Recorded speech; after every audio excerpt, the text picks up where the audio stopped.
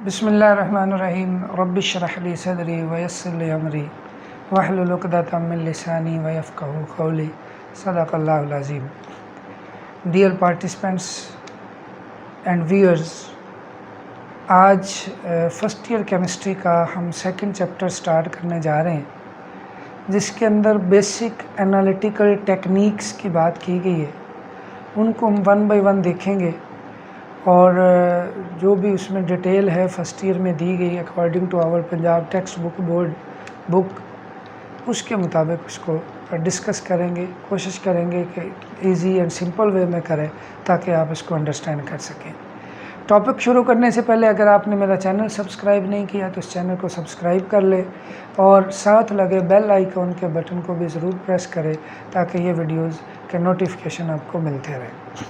जी, start करते हैं। Analytical techniques basically analytical chemistry से रिलेटेड है। एनालिटिकल केमिस्ट्री जिसमें हम एनालिसिस करते हैं, एनालाइज करते हैं, चीज़ों का तज्ज़िया करते हैं, चीज़ों के बारे में पता लगाते हैं कि वो क्या है, उसकी कंपोजिशन क्या है।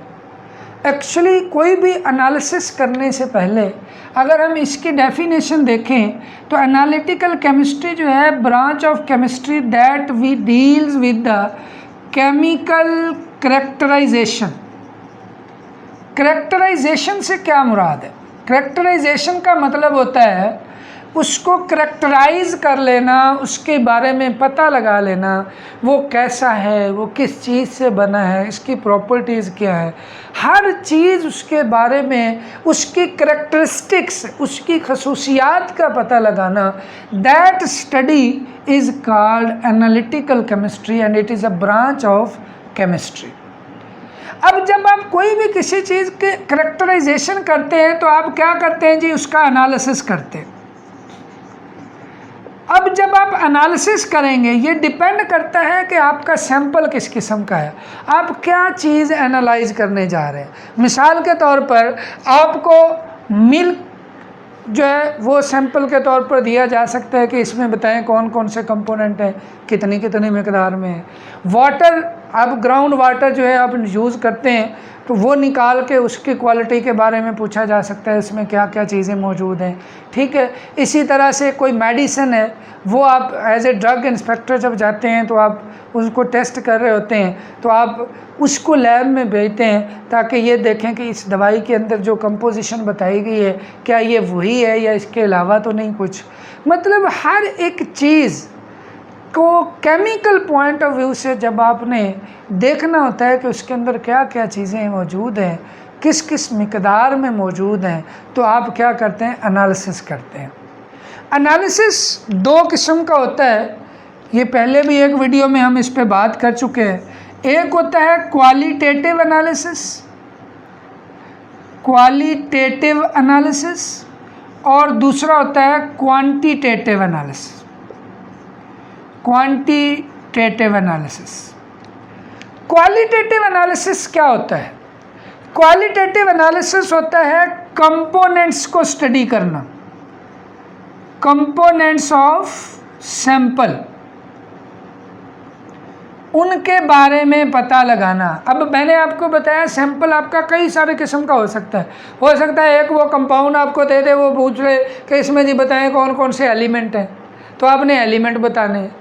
आपको वो मिल्क दे देता है, उसमें वो पूछ लेता है पानी कितना है, फैट कितना है, उसमें वो कार्बोहाइड्रेट्स कितने हैं, तो वो सारे जो हैं वो उसके कंपोनेंट हैं। इसी तरह से एक पहाड़ है या एक जियोलॉजिकल सर्वे में आपको पता चलता है जी कि इस पहाड़ के अंदर ये एलिमेंट मौजूद है, ये मिनरल्स मौजूद है, वो आपने उस सैंपल वहाँ से लेके आएंगे और उनको स्टडी करेंगे कि उसके अंदर वो कौन कौन से कंपोनेंट मौजूद हैं, तो वो मिनरल या वो और जो होगी वो उसके कंपोनेंट्स कहलाएंगे। मतलब हर एक चीज़ जो आपने एनालाइज करनी है या जो आपके सैंपल के अंदर मौजूद होती है वो उसके कंपोनेंट्स हैं, और सिंपल उसके कंपोनेंट्स का पता लगाना, that is qualitative analysis. Quality बता देना कि उसके अंदर क्या क्या चीज़ें मौजूद हैं, वो क्वालिटेटिव एनालिसिस आएगा, और क्वांटिटेटिव एनालिसिस आएगा अमाउंट ऑफ ईच कंपोनेंट, या जो भी चीज़ जो भी हमने एनालाइज करना है हर कंपोनेंट की अमाउंट भी साथ बताई जाए, क्वांटिटी का भी साथ पता लगाया जाए, तो ये कहलाता है क्वांटिटेटिव एनालिसिस। क्या कहलाएगा जी? Quantitative analysis. अब दो डिफरेंस हो गए, क्वालिटेटिव एनालिसिस और एक क्वांटिटेटिव एनालिसिस। एक से आपको पता चलेगा उस सैंपल के अंदर कंपोनेंट्स कौन कौन से हैं, दूसरे से आपको पता चलेगा उस कंपोनेंट्स के साथ साथ उन कंपोनेंट्स की मिकदार क्या क्या है। और अगर आप एक अच्छी रिपोर्ट बनाना चाहते हैं तो आपको क्वांटिटेटिव एनालिसिस भी करना पड़ेगा, क्योंकि सिर्फ ये बता देना काफ़ी नहीं होता कि उस मिल्क के अंदर फैट है कितना है, ये उसकी प्रॉपर रिप्रेजेंटेशन होगी जो उसकी करैक्टरिस्टिक्स को बता रहा होगा। अब इसके बाद जब हम चलते हैं, किसी भी चीज़ को जब आपने एनालाइज करना है, एनालिसिस करना है, तो कंप्लीट एनालिसिस के लिए आपके पास 4 स्टेप है, 4 स्टेप्स, जिसकी मदद से आप कंप्लीट एनालिसिस करते हैं। मसलन आपको के घर के साथ कहीं या कहीं कोई तालाब है पानी वाला, आपसे पूछा जाता है जी इसमें नमक है तो बताएं नमक कितना है। अब आप उस पूरे तालाब के ऊपर तो एक्सपेरिमेंट कर नहीं सकते कि आप उस पूरे को उठाएं और लैब में ले जाएं और उसको एनालाइज करें, ठीक है। वहाँ भी आप लैब नहीं लगा सकते कि वहाँ पड़े पड़े वहाँ पे काम शुरू कर दें, तो ये होगा।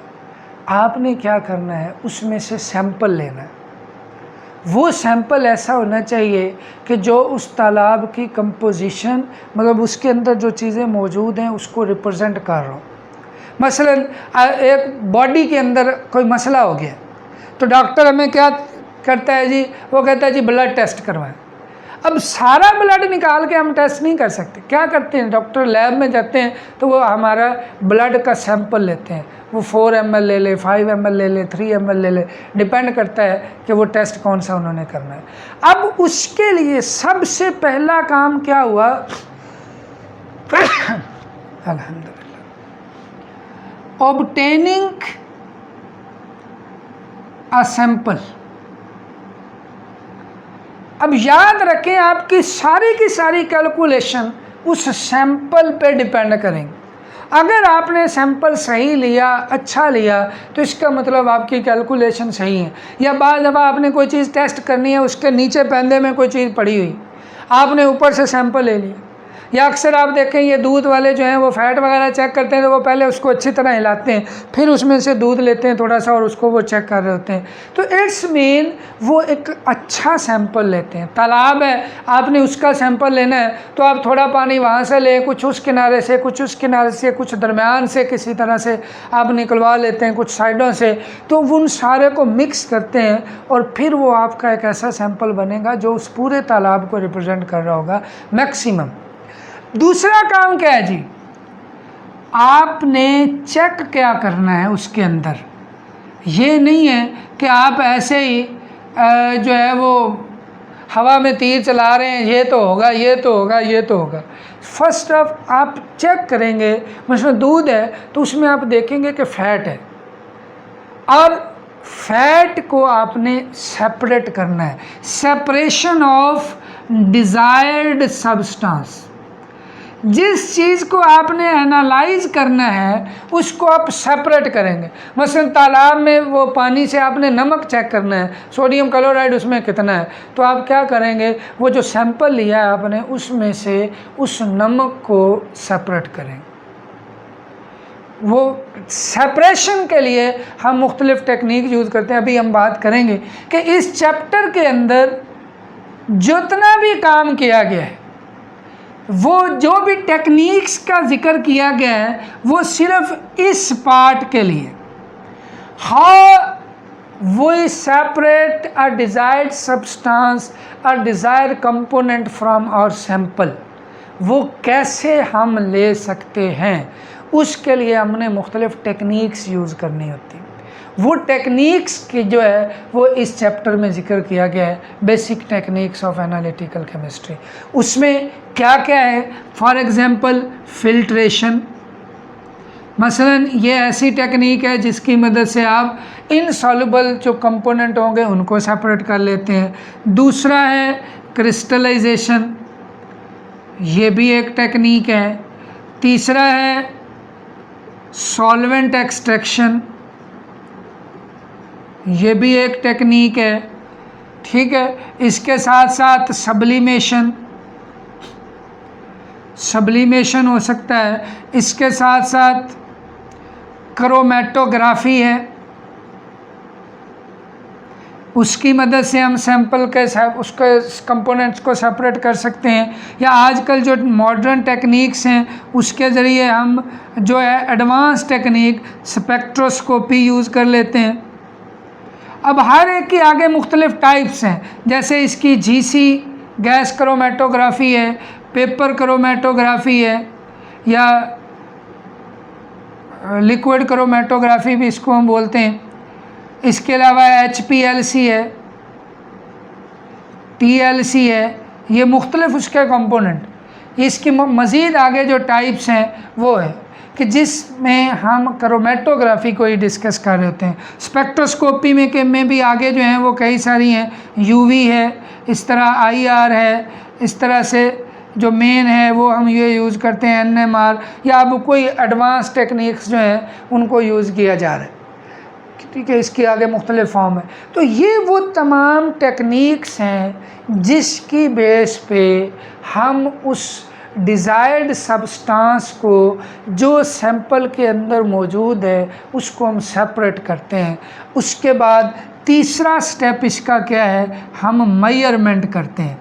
अब जो मॉडर्न इंस्ट्रूमेंट हैं, जैसे मैंने आपको ये बताया है, ये IR, NMR, UV वगैरह, ये डायरेक्ट उनका रिज़ल्ट देते हैं, कैलकुलेशन, ये सारा काम कंप्यूटराइज्ड हो चुका है, ठीक है। तो ये जो है जो भी चीज़ हमने निकाली उसका मेजरमेंट करना है, उसकी कुछ कैलकुलेशन करनी है, और एंड पे 4 जो है वो कंक्लूजन, उसका एक फ़ाइनल रिपोर्ट हमने तैयार करनी है कि इसके अंदर ये चीज़ मौजूद है। फॉर एग्ज़ाम्पल उस जो वो तालाब था, अगर उसके अंदर 1000 लीटर पानी है, सपोज़ कर लेते हैं 1000 लीटर वाला तालाब है छोटा सा, उसके अंदर पानी था, आपने उसमें से कोई एक 500 ml लेके या 1 लीटर लेके उसको जब एनालाइज किया तो आपको पता चला कि 1 लीटर में 5 ग्राम जो है वो सोडियम क्लोराइड है, सपोज़ कर लेते हैं।